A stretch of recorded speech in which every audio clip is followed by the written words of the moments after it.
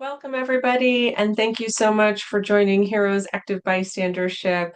We are thrilled to have so many of you logged on already. Thank you so much for joining. We are slowly but surely bringing everybody of our panelists forward into the webinar itself. There we go. And folks, while we're getting started, wanted to give folks a couple of logistics to keep in mind while we're here on Zoom. This session is being recorded today. And those of you who attended, if you have any questions or you'd like a copy of it, please let us know. We'd be more than happy to share that resource with you. And I want to orient you to a couple of other details that you'll see on the bottom Zoom scroll bar. First of all, we have a chat feature and a question Q&A feature. Our panelists would love to hear from you today. If you've got questions or you've got comments, we would love to hear from you. The more commentary, the more engagement, the more questions, absolutely the better. There are a couple of resources. So if you click on the bottom scroll bar and there's a button that says resources, in there, the first one is links. And those are options you can either schedule with us directly or check out our website. There's some documents there if you are interested in learning more about Heroes. And then we do have a little bit under the speakers tab of bios of all of our panelists.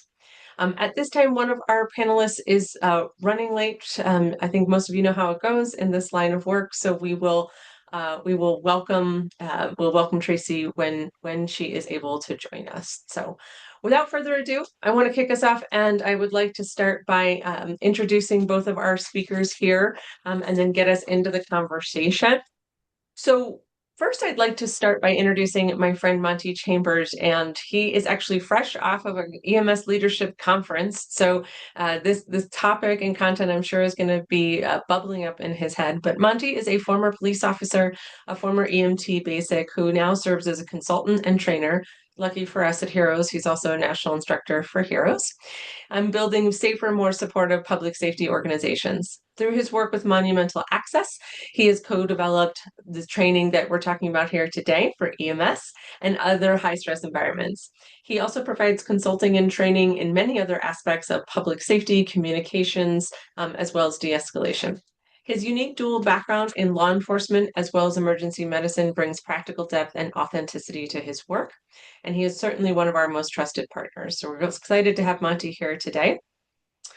And Sarah McCurrick-Dameron is currently the Director of Clinical Training and Development for My Laurel Health, which is an innovative healthcare solution providing high acuity mobile healthcare services, keeping vulnerable patients healthier and in their homes. I'm fascinated to learn more about this. However, she also, as if that wasn't enough, she retired from the City of Las Vegas Department of Fire and Rescue as a Deputy Fire Chief in January 2021. After she was hired in 1998, she had various roles, including technician, EMS quality improvement, administrative officer, and assistant chief. Throughout her time as chief officer, she was assigned to several divisions, including training, communications, special operations, nurse triage line, med services, and compliance. We are very fortunate to have Sarah and her wealth of knowledge here. And when Tracy is able to join us, we'll take a quick pause and introduce herself as well. So folks, I'd really actually just like to dive in. We do have a couple of slides that we're also happy to make available here, but we wanted to really make sure that folks have the opportunity to stay engaged with us in a couple of different ways.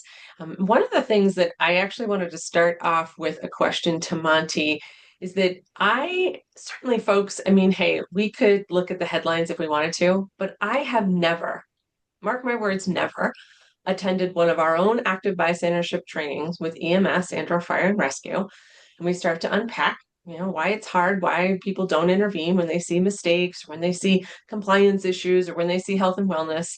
I've never had one of those trainings where somebody doesn't, at a break, at lunch, and or in text message following the training, reach out to me and say, you know what, this happened to me too. It happens all the time. People just are not talking about it, or we're spending too much time blaming the bystanders or blaming people who could have intervened, but we don't stop to really reflect on what's happening and why. And so I wanted to start with you, Monty, and your thoughts around people tend to think of duty to intervene as a cop culture thing. And so, with your experience, former as cop, I'd love you to kind of break down the reality versus the perception and how that plays in emergency medicine and in fire and rescue. Yeah, no, I appreciate it. Thank you so much for having me here. I'm excited to be able to share. It's commonplace, of course, for understanding that us in law enforcement to be the top headlines. I mean, media loves the controversy, they love the catastrophes, and they love to capitalize on those moments. And with the advent of body-worn camera footage, we've seen the number of different headlines go out regarding with police officers and deadly use of force scenarios. Well, on the flip side of that, now we're starting to see more headlines associated with EMS professionals. There's so many other cases that are out there right now to where now the spotlight has shifted and now it's turned now to our industry here in EMS. Are a number of different EMS systems that are out there who are now utilizing body worn camera footage in terms of a way for having accountability as well as an element of transparency. So how do you navigate through like this complicated ecosystem of technology and of innovation? How do you not lose yourself as an individual? But also too, how do you deal with individuals, colleagues, whether it's supervisors, individuals at your current rank, who are probably doing something that would probably be against what the mission, the values, and or your own personal moral compass actually says? So, to your question about the ideal of perception, as well as this whole idea of how EMS are actually currently navigating, I mean, you're right. I'm at a conference right now, and all of the leaders, we're trying to gripe with this. How do you continue to recruit? How do you retain good folk? But also, too, how do we build better frameworks around intervention, and how do we draw awareness to it? And so, one of the things that was been mentioned here at this conference is that there are a lot of people who are having self-discovery and they're being able to reflect on those moments like, you know what, when I was a young EMT, when I was a young paramedic, we had this particular training officer, we had this particular supervisor. Man, they would always do this. They would always do that, but nobody wanted to say anything because that was just quote, quote, just using a fake name. That's just how Bob is. That's just how paramedic so and so is. And so now we're starting to see interest and conversations are starting to be had around this concept of what is this peer-to-peer intervention? Like I get the technical side of our jobs, but the personal side of the actual skill sets, like what does that look like in practice? And being able to see individuals come up to whether myself or another one of our colleague, Greg, and to be able to ask those questions and be able to confirm and say, you know what, you're spot on. We need this inside of EMS culture because there are a lot of folks who are burned out. There are a lot of folks who are having compassion fatigue. There are a lot of people who are leaving EMS because the culture itself can be very toxic because of the person I just mentioned. Yeah, I agree, and I thank you for that. uh, I'm curious, Sarah, in your perspective. I don't want to make any assumptions. I'm curious your thoughts about reflecting on what Monty stated. Is it the same in fire culture? In the fire department, if we, Monty's experience is predominantly as an EMT and paramedic, in your experience, are people in the fire department culture, tolerating unacceptable behavior with this sort of, oh, that's just how Bob is, to use Monty's pseudo name. What are your thoughts, Sarah? Oh, absolutely. Yeah, I do think that there is this culture of just kind of protecting one another, right? Recognizing that the work that we do is challenging and difficult and kind of creating this facade of some of this stuff comes out in these ways and this is how they deal with it. And I do believe that, you mentioned compassion fatigue and things like that, where it does start to wear down on people's capacity. And I think that it's really important that we develop cultures that allow us to lean on one another, and to be able to call one another out, when we see bad behavior, whether it's professionally in the middle of treating a patient or dealing with a scenario, and or, back at the fire station when we are, initiating the new rookie or something like that, trying to just teach the next generation. And one of the things that we talked about is this like blind loyalty versus constructive loyalty. And I think that's where, culturally, we just need to kind of make a change. And like Monty said, when we reflect back upon our careers, we all can identify a training officer, a captain, a supervisor, a peer, a subordinate that had a certain type of way about them. And they were also potentially and quite possibly and realistically supervisors and or then by leaders, right? And so they kind of perpetuated this culture and created it in such a way that this is how you are initiated, this is how you prove yourself to be worthy and prove yourself to be a part of this team. And that's where that blind loyalty comes in, where we just turn the other cheek when we see behavior that's crossing a line. And I think that we're at this precipice of new culture, new expectations, new levels of accountability. And that kind of goes back to Monty with your comment on technology. And we want, and our people want to be developed better than they once did before, right? People want to be developed holistically. And I think that's where we can really start to lean into this constructive loyalty, where we identify that accountability and, holding each other accountable and living by the values that we say are important to us, according to our mission and the culture of our organization is really important. And being able to take the moments to identify opportunities for growth and really just shift the script in that way. And that I'm not holding you accountable from like a disciplinary perspective, but I'm holding you accountable from like a developmental perspective and what you tell me you want to be, the kind of human that you want to be.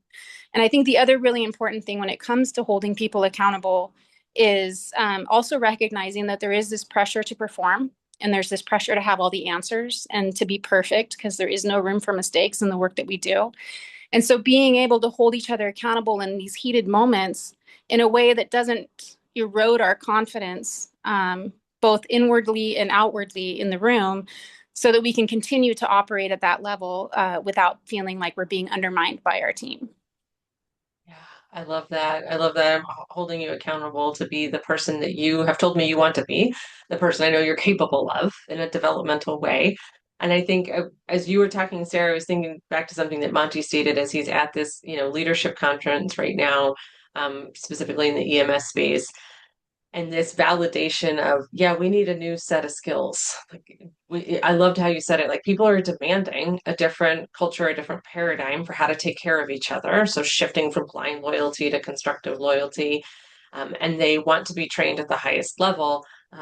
And as both of you know, one of the things that we know from social psychology that I always like to dispel the myth is that active bystandership isn't just something you're born with. You are not just are or are not an active bystander. It's a skill that you can learn. And once you learn it and you practice it in a culture that expects it, it becomes second nature. We we got to learn it. And it is something that training can unpack, but so can leadership and so can, the culture and how people focus. Monty, I saw you come off mute. I know you wanted to chime in on anything there. Yeah, no, I mean, I'm just enjoying the conversation. I mean, Sarah hit the nail right on the head for sure, right? So, I'm all about keeping the culture in the right perspective as well, right? And so our new people that are coming into the workforce, they're going to learn culture better than any policy can. And they're going to learn what gets tolerated, what gets ignored, what gets celebrated, what gets joked about. And we can go down the laundry list of these particular items. And so you have individuals who are now coming into an existing culture and or a system, and they're making all of these subconscious observations very quickly, and they're sizing up agencies and departments. And believe it or not, millennials and Generation Z and next to Generation Alpha, they vote with their feet, meaning that they're going to be in the workforce less than 5 years because if this particular said culture and or department does not align with their said values, that how they perceive and how they view their life and their lived experiences to that moment, they're going to go to something else, to another department. So one of the conversations, especially at the executive level, that we should be having is, okay, what are we really teaching the new people subconsciously? And I think this is where the skill set of active bystandership can really play a huge role because you and I both know, Abigail, regardless of rank, regardless of there being a hierarchical structure, we can all and we all play a significant role in having this shared understanding of that constructive loyalty. So I couldn't agree more. I actually popped a question into the chat if folks want to join in from what you were saying there, Monty, and building off you, Sarah. Like, what does get celebrated that is in opposition to the values of the department, right? I'm sure you all have values, mission statements, goals, right? And maybe they're just team specific. And what in your department gets regularly celebrated that is in opposite of that value? And I would even, reframe it if because I like Monty's challenge of like, as leaders, you have to be thinking about this if you want to maintain a healthy workforce. And one of the tricks to think about it is what are the indicators in my system that we need an active bystandership culture? And this is a great question that I want to get to people is what are those tiny little nuanced cultures where we're actually celebrating, we are directly or indirectly praising somebody or their behavior when actually, understandably, if a brand new person were looking at this, they could be very understandably confused because it's in opposition of what we just got done training and telling them that we're all about. Another way that I might rephrase that is I know all of you are very focused on the health and wellness, right, of your departments. And so what gets celebrated that is in opposition to a healthy and well and resilient workforce? And that there's a difference there in thinking about that. So I thank you, Monty, for challenging us and our leaders to really think about it and analyze it from that sense. The other thing I want to challenge is that you actually mentioned it already, Sarah, but going back to, I think your frame was, I forget how you stated it, but a friend of mine, is it in the training for a fire department says, um, you can never have enough training for a job that can get you killed. And one of the things that I really like to bust the myth for is that, yes, you can have an active bystandership culture and skill set in a high stakes environment. I think, Sarah, your framework was, even on the line, even in a high stress, high stake environment, the consequences are dire. And in fact, I'll pop another question in the chat here in a minute. One of our other key takeaways is for people to think about what are the negative consequences if I don't intervene. If this plays out without any possible intervention, what are the potential negative consequences? It can really get us thinking. But I think I really like to bust the myth that this is a soft skill that you can only practice in training, that it's only can be done by people who want to be seen as, for example, I'm thinking about, we think very highly of peer support teams in all of our fire and rescue and EMS culture. And we love it when peer support teams get cross-trained in active bystandership because we think of active bystandership as a tool to get people to your peer support teams and to your wellness resources. But everybody needs the active bystandership skills in order for that to happen. It's not just for those members who've raised their hand and said, I want to go above and beyond. And so I'm curious, either Sarah or Monty, from either one of you, kind of what are those examples that are commonplace where we're imagining that we can't possibly intervene in this situation, or I can't possibly intervene with these people? Like, what are those examples so we can really help people understand that, yes, active bystandership can exist even there? I'm happy to start. Yeah, for example, I just reflect back upon my early years in the fire service when I was an advanced EMT working with what would then be a senior medic, right? So they've been on longer than me, they have more training than me, and yet you're watching them, try to handle a situation that's challenging them outside of the protocol. But then when it comes to do things within the protocol, they're not their best, right? And so it's challenging to be both a subordinate, also have less seniority, and when you've got somebody like this, a respected medic, in the middle of handling a scenario. And like the strategy I used to try to help my peers be their best was, just to start grabbing equipment that needed to be used. Maybe they weren't using it yet, but it needed to be used. And so I would just start grabbing the equipment and start opening it and start using it on the patient without waiting for the direction for it to be done. Or if it's already been done, like, there's a bad intubation and they're not catching it and they're in the middle of something else, and, say, oh, I don't know if this CO2 sensor is working properly. Can you take a look at it for me, please? Or I remember when I was going to paramedic school and there was a doctor, I think she was still a resident, and she wanted to bring somebody out of sedation, but she ordered another round of a narcotic, and I wasn't familiar with the name of the narcotic, but I knew she didn't order Narcan, which is what we needed. And so then I repeated her order back to her, but I did it in a very, I was like, did you say that we need 2 milligrams of Narcan? And she goes, well, yeah, that's what I ordered, but it wasn't what she ordered. So the nurse that was there said, well, no, in fact, you asked for this. Would you like Narcan? And so there are ways in which you can suggest change without coming outward and saying, hey, Cap, you're making the wrong choice here, right? Like instead, you just make suggestive changes and in a way that you are helping them accomplish the task at hand anyhow. I love those examples. Monty? Yeah, I mean, we can go down the same rabbit hole. I'll just do the inverse of that.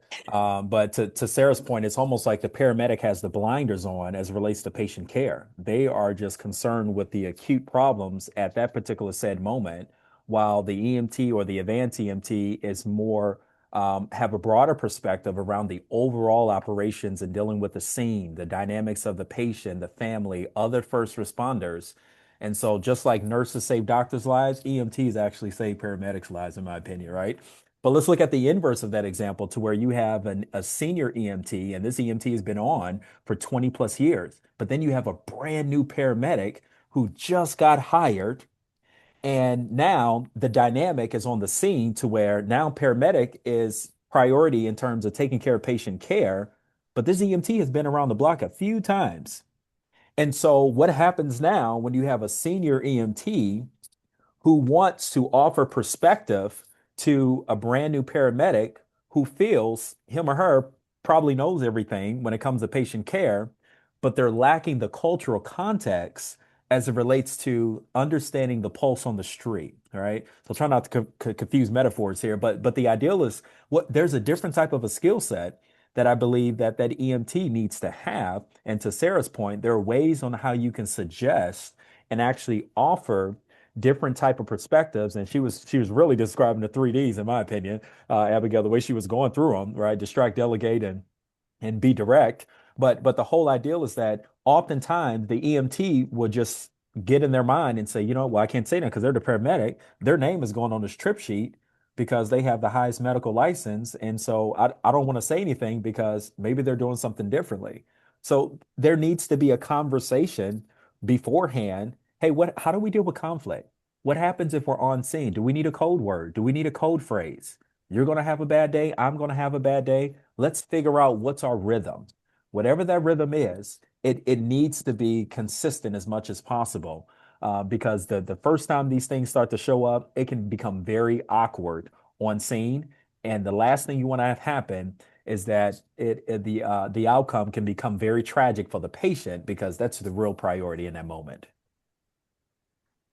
Yeah, absolutely. And I think that is a priority in every moment is safety, right? Of everybody, of the patient, of the crew, of everybody responding, of the community at large. And we have this false narrative that trumps the internal communication to interrupt when we see, is that the right medication being delivered? Is this the right context for this intervention? We have these sort of unspoken. I was thinking about as you were talking, because we're sort of getting into, why it matters. When Monty, you and I were both out in Suffield, Connecticut, doing cross training with their fire department and their EMS department and their police department. Very cool. And I snapped a picture of in their bay as the ambulances are moving out. I know this is very common in lots of places, right? But like this big sign, it's like, is your rig ready to go? Are you fueled up? Right? Like boom, boom, boom. And I think about that phrase, checklist trumps the doctor. And I'm gonna be like, have you given your partner permission to intervene? That because in that example that you just gave, Monty, sometimes you don't know, especially in large departments, shifts change, you don't know who you're going to get paired with. That check, have we given somebody permission to intervene? Because one of the things that I always find fascinating, shifting into how do we make sure you both gave great examples that are patient safety, mistakes, is that one of the things we also unpack is that most of the time people don't mean to be making the mistake that they're making. They don't end up in an investigation because they're malice intended. Nobody starts this career wanting to hurt people or wanting to get, in some sort of audit or investigation above and beyond standard quality assurance. But these mistakes left unchecked start to create a culture of silence that works against us. And I think, from my perspective, one of the other thing you were just mentioning that, what are the inhibitors to speaking up? That's what we call them in our training, is what are the social inhibitors to speaking up? Monty, you mentioned some right there. There's both credentials and rank, but just years of experience. Like, those are reasons that it makes it hard. It seems easy. It's not. It's actually very difficult to intervene when you don't have the awareness and skills. And sometimes you can have those, but in a culture that doesn't accept it, it can be still very demanding, not impossible, but very demanding.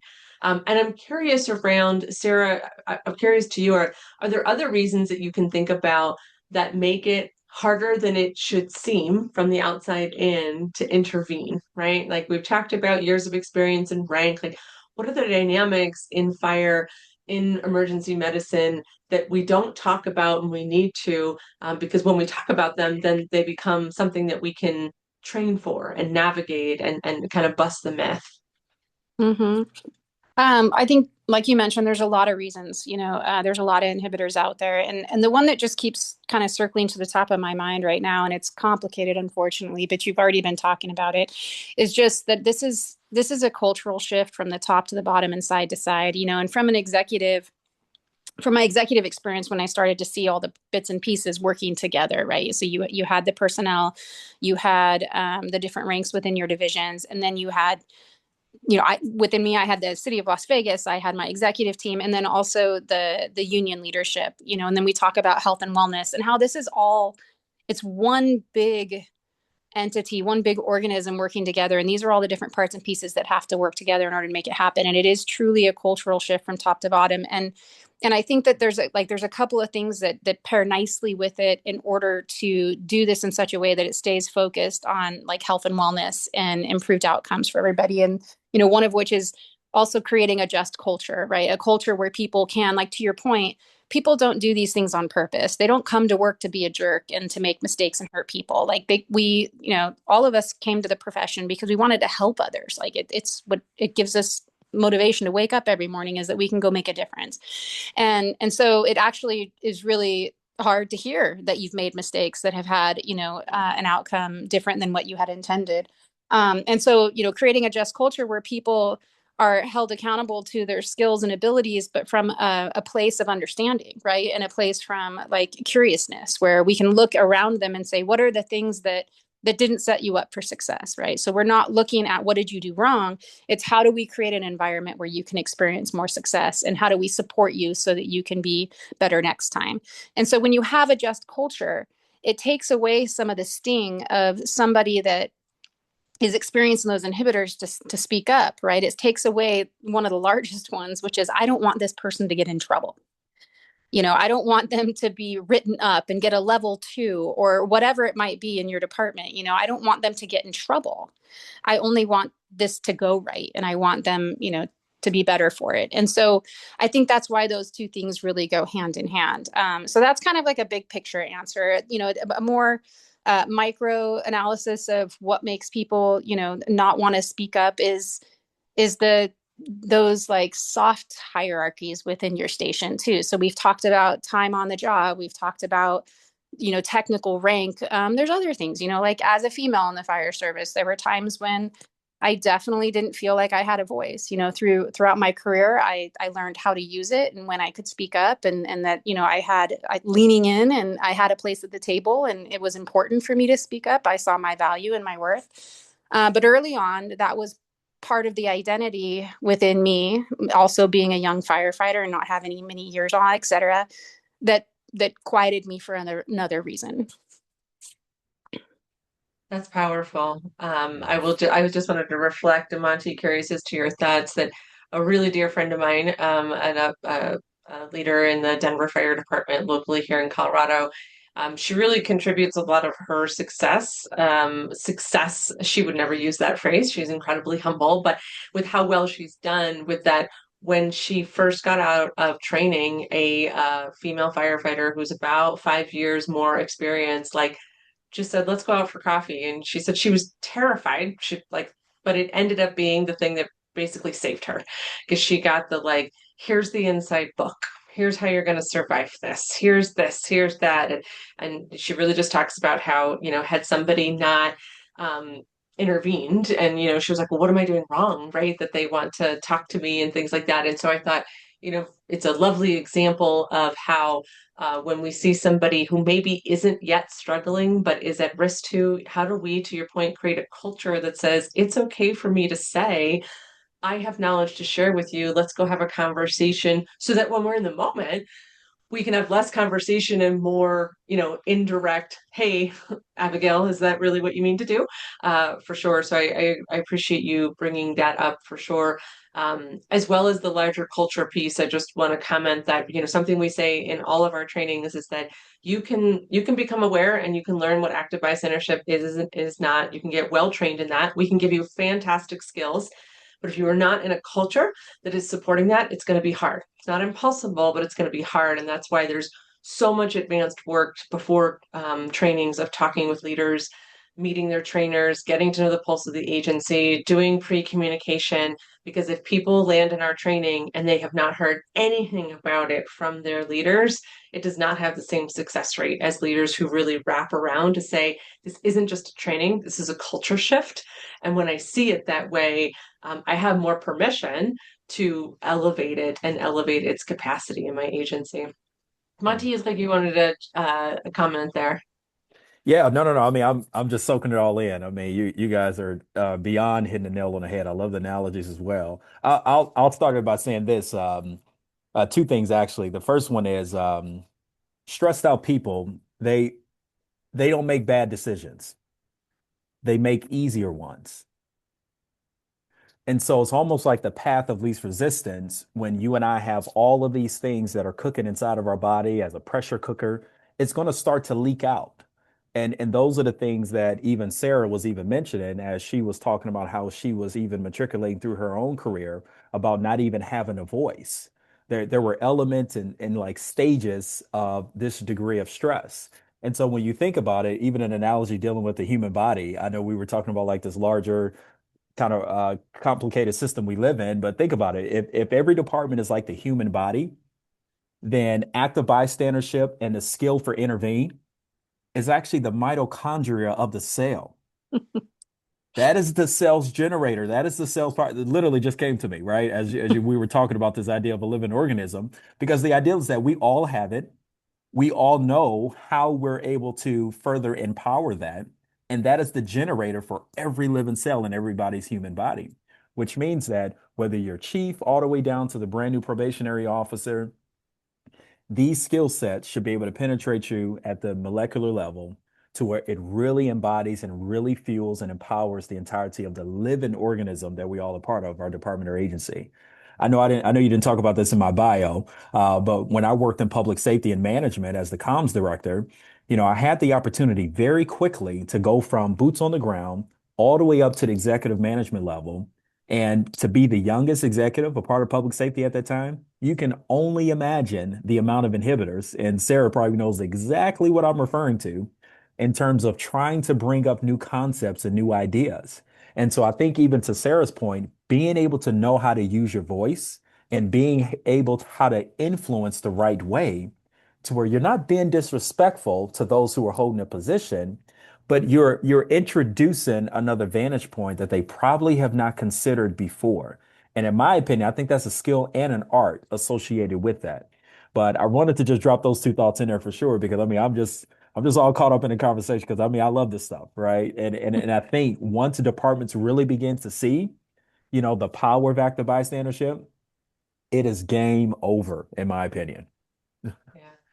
Yeah, I appreciate that. And we've seen that firsthand. We've watched departments say, I don't know, I'm glad we always do a pulse check day one when we come in to do a training and we say, how many Yeah, people think this is a snitch training and how many people think, this is a how to rat out on your partner and who was right, volunteered to be here. And, we get all that, right? We right. expect that to a degree and we're ready to practice it. What is moving and what makes the work meaningful is the transformation that people make over Yeah. time. And really coming back to say, I wish I had this when I started my career, or, oh man, we really need this. And I think, just at a training that I was at in February, great training, really positive response, cross training across multiple departments, volunteer and paid, like really cool cultural stuff. And got a text message second day from somebody who said, you know what? I almost, I had actually given up. There's this Mm, individual. I think they're really mm, unwell. I actually think they might be suicidal. I feel like I've tried, I feel like it's other people's job to rein yeah, in. I don't feel like I know that person in this way. yeah, I don't want to so offend good. them. All these reasons. And this individual was texting and calling to say, I know now that I need to reach out. How do I do Good. it? And we talked to him and walked him how to do it. I mean, and it gave Yeah. me goosebumps, right? And he said, I this person was actually much closer to being suicidal than I thought. Mm, And those are the kinds of stories that, when you can save a life.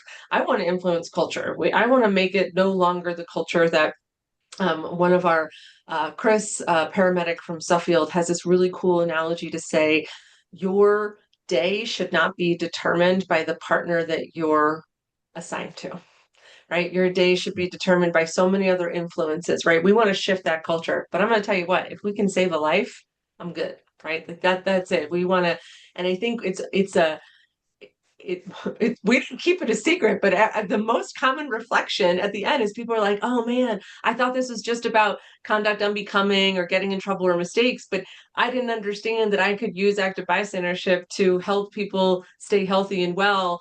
And I'm like, yeah, like you don't have to be that, person who's amazing at active listening skills and was like built for peer responder. Like you don't have to be that. You just have to use your already great skills at observation, identify, intervene, and connect people to the services, because that's how we create a prevention.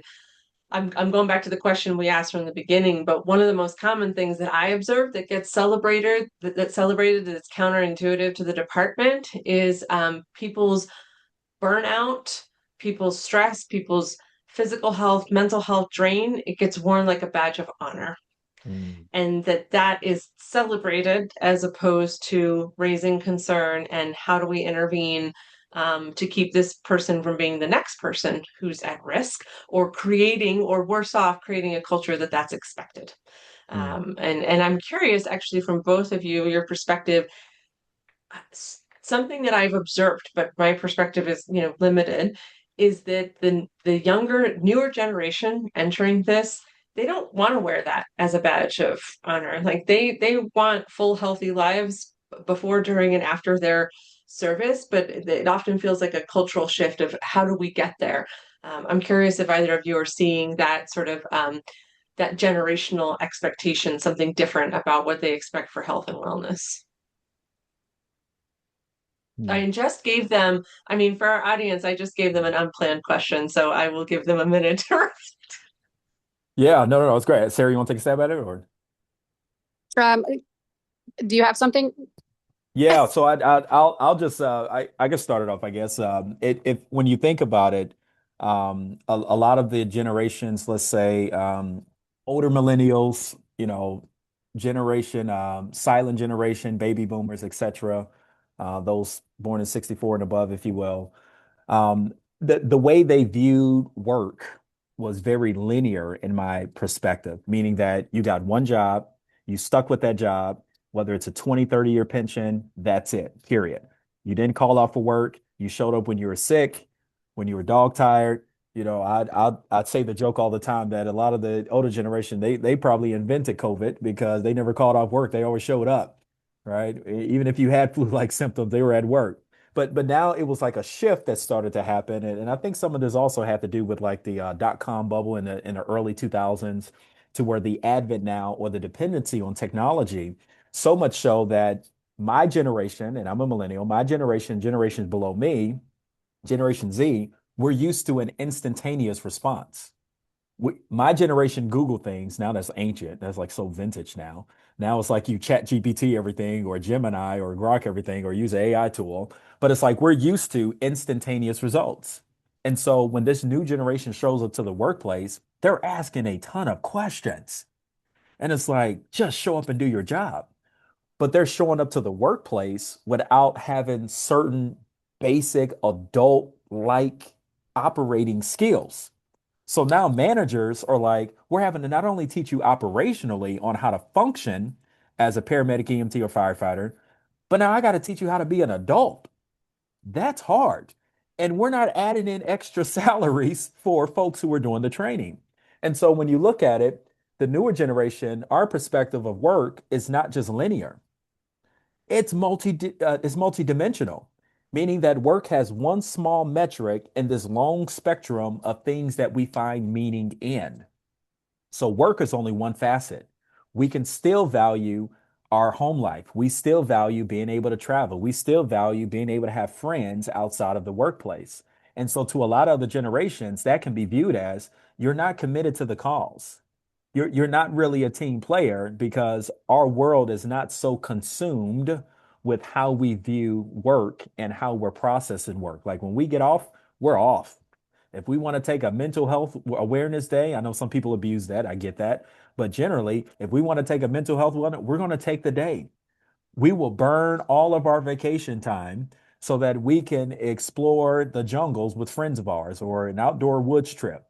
And so again, these are the different perspectives that I think that are starting to collide. And because there's no healthy framework of how we can view it, it's almost like we're stuck right here and the silos are being forced to confront one another. But honestly, I don't have the solution. I'm just kind of identifying the themes and I'm really kind of stalling time so Sarah can take over, right? But the idea is that that's what I'm seeing, from a facilitator, from an educator standpoint, is that you have these two worlds that are now starting to really collide, and it's starting to affect overall recruitment as well as retention. Sarah, I'll pass it to you. What are your thoughts? Well, I think you did a wonderful job answering the question, and thank you for buying me some time. Yeah, I do think that it is a collision of generations, and kind of to dovetail in your question that you asked, Abigail, like it's a challenge. I think we're seeing it in the world in total. For all these different generations to be living amongst one another. We all receive process information differently, expectations are different, et cetera. And yes, like even my parents, there might have been a time or two during my career where I expressed like a desire to do something different, and they were shocked.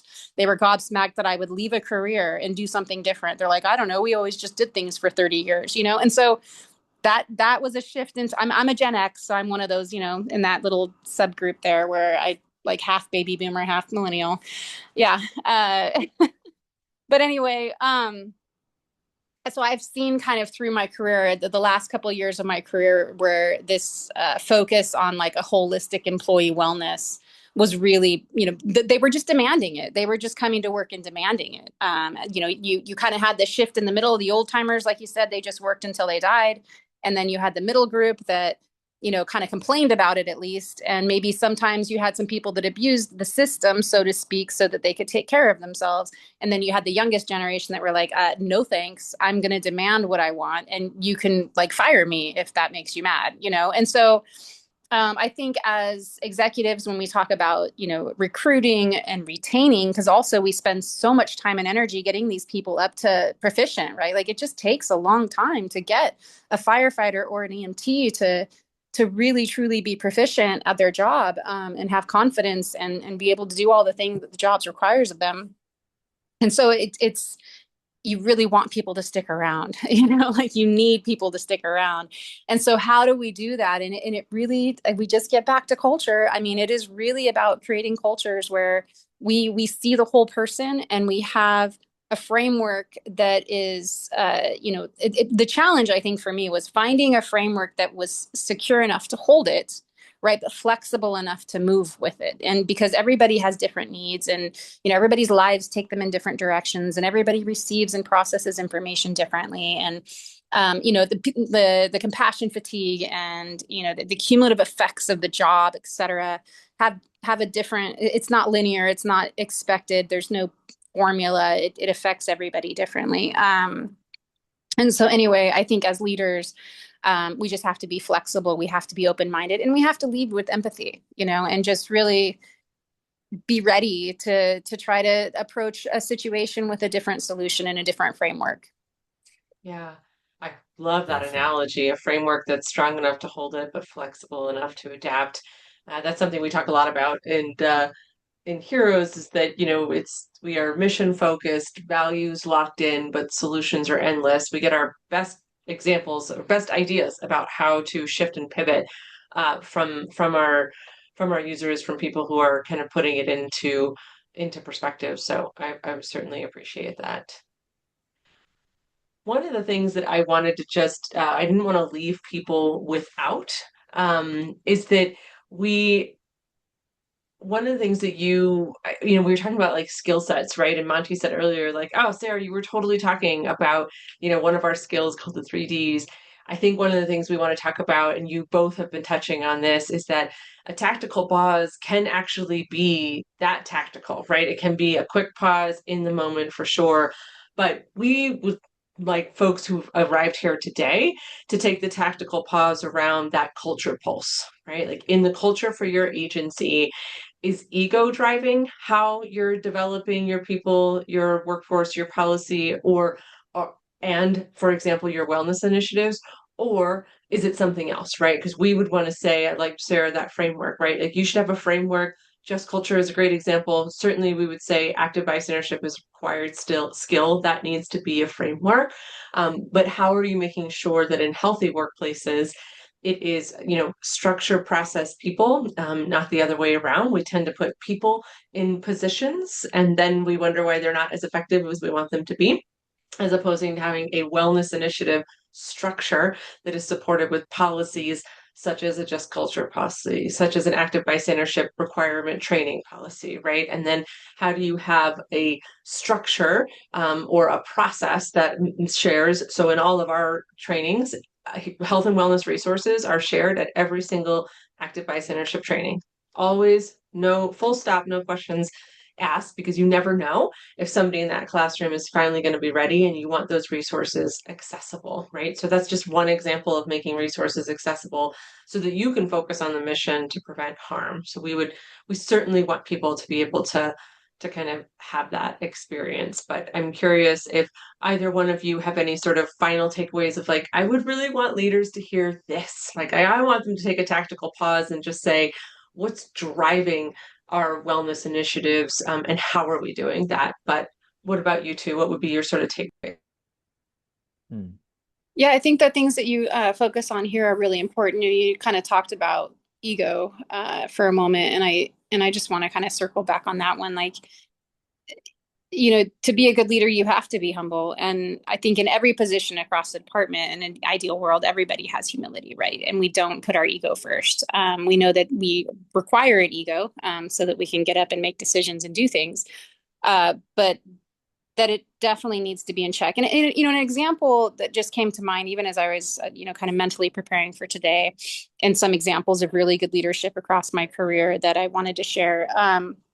When I went through the technical, I was a member of the TRT team, the technical rescue team, and I was one of the early academies. We had three I was the third academy. So we had two, started the team, and then had the third academy. So I was in the third academy. The team had been going for less than a year.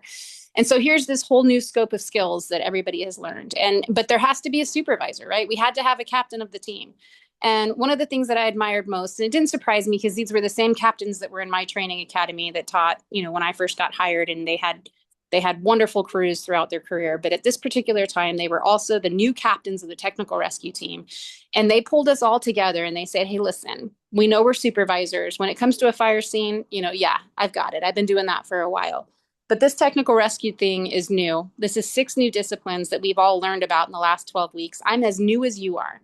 And so you kind of had mentioned like that, what's that password? What's that special word that we can say to each other if we're on a scene and we're seeing things going sideways and we need to take that tactical pause? And that the captains gave us our voice in that moment. And they go, if you ever see anything going wrong, if you think I'm making the wrong call, if I'm using the wrong system, if I have decided the wrong strategy, I just want you to say, stop, just stop. And that'll give me the moment to say, okay, let's reflect. And do you have any ideas? What's your idea? And so I just feel like I said, when I was thinking about today and this conversation that we were going to have and examples of good leadership that allow for this kind of culture to exist, those are the kinds of conversations. Those are the type of leaders that you need that can drop the ego and say, I am with you. I am a peer with you in this space. And I am an imperfect human. Help me be better. And when you see an alternative, choice than what I'm making, stop me in my moment, give me that tactical pause. And so anyway, that was just an example of good leadership as we talk about that. It's Good stuff, beautiful. Sarah. You're really actually giving people the skills and the permission at the same time. I am Yeah. imperfect and I need you to help me have this mistake not be my last day. Monty, how about you? Yeah, I'll just give you two quotes. The first one is, wisdom, well, knowledge is having the answers, and wisdom is knowing how to ask the right questions. So for our leaders, the ability to be able to ask the right questions and then listen. The tactical pause should be pause, mouth closed, listen, listen. The answers are in your organization. They're within your rank and file. Trust me. They're within your rank and file, right? The other piece I give to it, even to Sarah's point about ego and even humility, humility will speed you up. Your ego will always slow you down. So for our leaders that are out there for sure, right? And if you don't think you have an ego problem, just ask your spouse, significant other, right? I'm sure they'll give you the honest perspective, right? But the ideal is that the ability for you to be humble in those moments to where you think, even though you may have a solution, I'm telling you, there is another option. Like Abigail said, the solutions are endless. The answers are within your rank and files. Absolutely love that. Thank you so much. Yeah, I actually popped those into the chat. Those were such great quotes to think about. Tracy, we're so glad to have you. Thank you so much for joining. Um and yeah, I mean I'm gonna drop your bio into the chat. I know folks can see it in our resources as well, but you also have had a very impressive career. And for folks to know, I met Tracy while I was out in St. Louis, piloting active bystandership with the St. Louis Fire Department Bureau of EMS. And we met at this luncheon, and we were like instant friends about the taco bar and all really important things. If you're meeting somebody for the first time at an EMS lunch hosted by a hospital, I was like, I really like this woman. And so I'm positive that you have something to share on, what would you want leaders to be thinking about for how they can really keep their workforce well? Well, I appreciate all that, and you can always make friends at a taco bar. Um, I have to be honest with you. I've been in this for 32 years now, and I am one of those people that have my eyes wide open all the time. So I like learning from other professionals that have chosen this crazy career that we have. And, the people that have the passion in it, you can tell. The people that are just in it for a job, you can tell. And those are the people that the leaders in this industry have to keep their eyes on, because those are the ones who are going to make the mistakes and who aren't going to think that it was their fault and pay attention to doing things correctly. And that's where people get hurt. You guys were saying things that you like that keep you tracked and focused. And one of the things that I keep telling my people, and I've always told them, because they started as EMTs, wide-eyed, ready to learn everything in the world. And now I'm on the air division, where these guys have had 10 to 20 years of experience. The wide-eyed thing is not so wide-eyed anymore. And they all are kind of leaders in their own right. But I always remind them that, you need to be proud of the work we do and the person who you are and the difference that you make every day. And it doesn't matter if it's with a newbie, teaching them a hard lesson, or with that guy that's been in this for 35 years, doesn't know how long he's going to stay in this. But sometimes those reminders remind them of why they got into it in the first place, and that's to take care of people.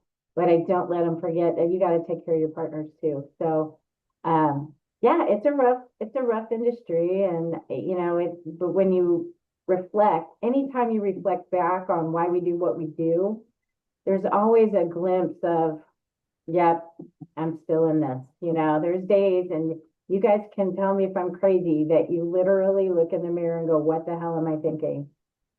I would rather just sleep today.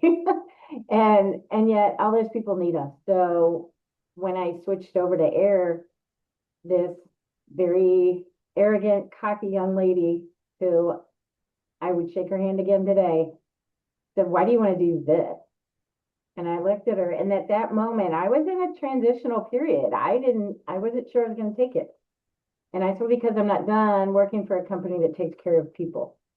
And she made my decision for me. Even though she tried to be a mean girl, that's fine. I went to an all-girls school. I'm ready for you. Bring it.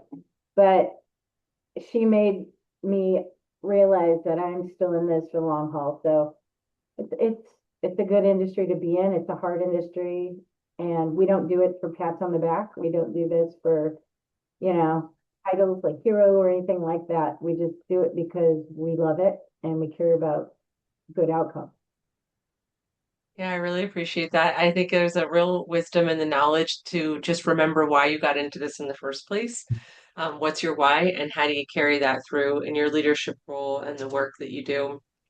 So, folks, this really does conclude our webinar for today. I want to certainly remind folks that I'll stick around in case there's any questions. I understand our panelists might need to step out, but I want to say thank you to them. Thank you, Tracy, Sarah, and Monty, for lending your time and expertise on why we need to have the courage to intervene.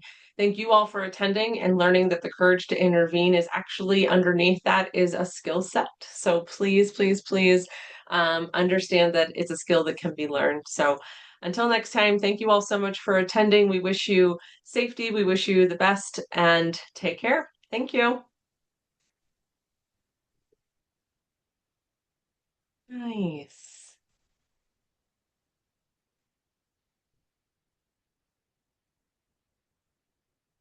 And if anybody has any questions, feel free to pop it into the chat. If not, thank you so much for